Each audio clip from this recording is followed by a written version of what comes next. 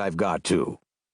Alice had no idea what latitude was, or longitude either, but thought they were nice grand words to say. Presently she began again. "I wonder if I shall fall right through the earth. How funny it will seem to come out among the people that walk with their heads downward. The antipathies, I think." She was rather glad there was no one listening this time, as it didn't sound at all the right word. "But I shall have to ask them what the name of the country is, you know. Please, ma'am, is this New Zealand or Australia?" And she tried to curtsy as she spoke. Fancy curtsying as you're falling through the air. Do you think you can manage it? And what an ignorant little girl she'll think me for asking.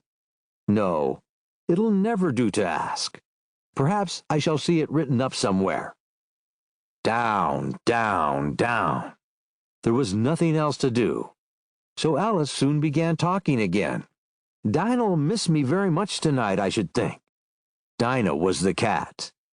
"I hope they'll remember her saucer of milk at tea time.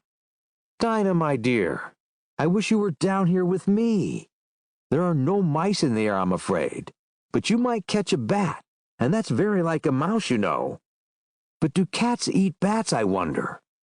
And here Alice began to get rather sleepy, and went on saying to herself, in a dreamy sort of way, "Do cats eat bats? Do cats eat bats? And sometimes, do bats eat cats?" For you see, as she couldn't answer either question, it didn't much matter which way she put it. She felt that she was dozing off, and had just begun to dream that she was walking hand in hand with Dinah, and saying to her very earnestly, "Now, Dinah, tell me the truth. Did you ever eat a bat?" When suddenly, thump, thump, down she came upon a heap of sticks and dry leaves, and the fall was over. Alice was not a bit hurt, and she jumped up to her feet in a moment. She looked up, but it was all dark overhead. Before her was another long passage, and the white rabbit was still in sight, hurrying down it. There was not a moment to be lost. Away went Alice like the wind, and was just in time to hear it say, as it turned a corner, "Oh, my ears and whiskers, how late it's getting!" She was close behind it when she turned the corner, but the rabbit was no longer to be seen. She found herself in a long, low hall, which was lit up by a row of lamps hanging from the roof. There were doors all round the hall, but they were all locked.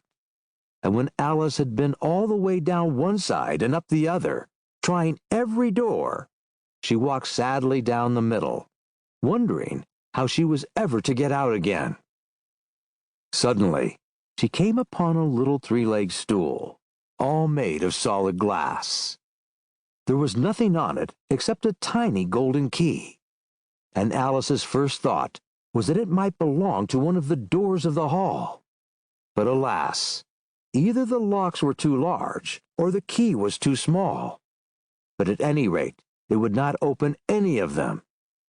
However, on the second time round, she came upon a low curtain she had not noticed before, and behind it was a little door about 15 inches high. She tried the little golden key in the lock, and to her great delight it fitted. Alice opened the door and found that it led into a small passage, not much larger than a rat hole.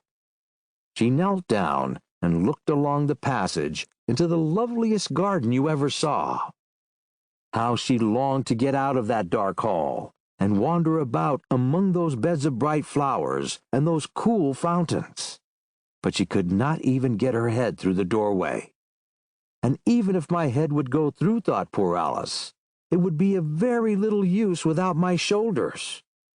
Oh, how I wish I could get shut up like a telescope. I think I could, if I only know how to begin. For you see, so many out-of-the-way things had happened lately that Alice had begun to think that very few things indeed were really impossible. There seemed to be no use in waiting by the little door, so she went back to the table, half hoping she might find another key on it, or at any rate, a book of rules for shutting people up like telescopes.